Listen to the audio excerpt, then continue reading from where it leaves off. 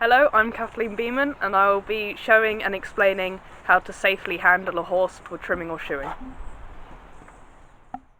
So firstly, we've got to make sure that our working area is nice and safe.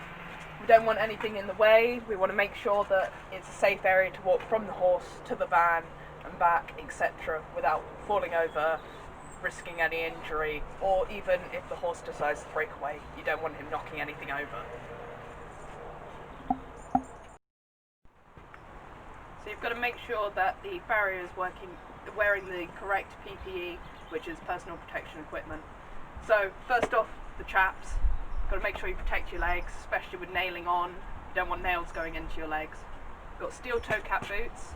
So if the horse stands on your feet, you're going to hopefully hit the steel toe cap and not you. You don't want any loose clothing really to get caught, and no jewellery.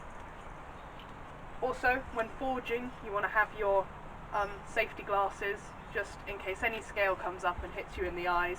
Your jeans, as well, need to be over the top of your boots to stop any hot metal going inside your boots and causing issues.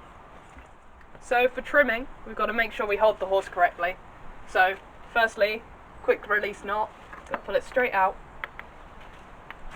So when the farrier is working on it, if you're holding, got to hold in front so the horse is looking at you, doesn't wobble around too much. But also you've got to be mindful that whatever foot the farrier is on, you've got to make sure that if the horse decides to strike forwards, you're not in the way and you're not likely to get hurt. So you've got to make sure that maybe your feet are to a side or you're on the opposite side. You don't want any possibility of your kneecaps being injured at all. So to safely pick up the front foot, you've got to let Pinocchio know I'm coming. So, mate. So I give him a little rub. He's a good boy and picks up his feet for me. So you've got to make sure that he's not wobbling all over the place beforehand. And carefully pass the foot under your leg and clamp it between your knees.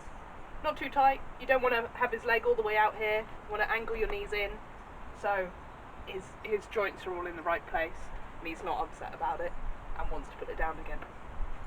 Now put it back down, hold on, then place it. He's quite happy. So similarly with the hind feet, you've got to know that I'm approaching. So I talk to him, run my hand down,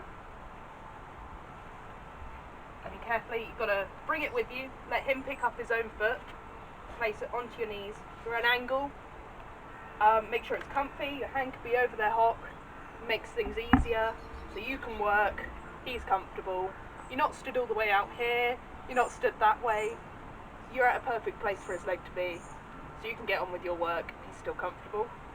Put it back down, and then step away. When you're approaching, you want to make sure that if it's a new horse as well, that you're far enough back that if they're going to kick, you're out of the way enough that it's not going to hurt you and you can easily step back.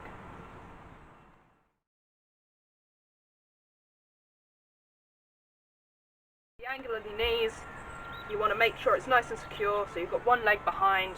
You want their toe on top of your thigh, just above your knee. You don't want it on your knee because that can cause issues. But you want to be comfy.